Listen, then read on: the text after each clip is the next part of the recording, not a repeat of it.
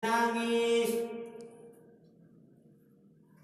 kita sakit, tapi beliau tidak pernah merasa mengeluh. Kita meranjak ke dewasa. Misalnya kita sudah sekolah SD, paginya diantar, siangnya dijemput. Meranjak SMP dibeli sepeda, dibeli baju sekolah, perlengkapan dibeli. Terus kita dianjurkan ke sekolah. SMA kita membutuhkan motor. Kita tidak tahu di manakah mengambil uangnya. Orang tua kita tidak pernah mengenal teriknya matahari, dinginnya suasana, hujankah, redukah. Beliau tidak pernah. Tujuannya hanya satu, anaknya harus bahagia, anaknya harus sukses.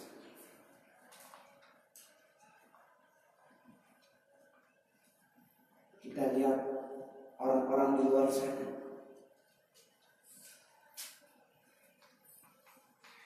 Selagi kita masih ada waktu, sebelum mata pejam, sebelum lidah keluh, tuntutlah tuntutlah.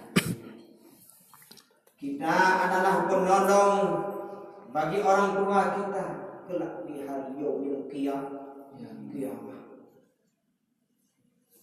Kita hanya ada dua pilihan. Yang pertama, kita bisa menjadi selembar tiket untuk orang tua kita masuk ke dalam neraka jahanam. Adapun kita bisa menjadi selembar tiket untuk orang tua kita masuk ke dalam surga Jannatul Na'im.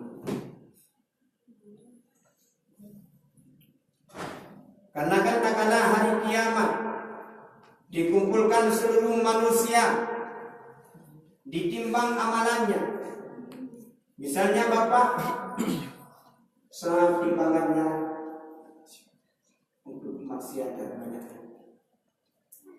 banyak kemaksiatan ketimbang kebaikan, lalu bapak dibawa ke neraka. Yang menjadi penolongnya adalah siapa? Itu menjadi selembar tiket untuk masuk bapak ke dalam surga. Andai kata bapak ditimbang amalan jasa, naik kepada keburukan, naik kepada kebaikan, bapak dibawa ke dalam surga.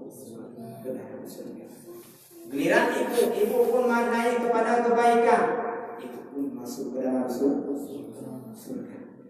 Saat ditimbang amalan kita naik kepada keburukan, kita dibawa ke neraka.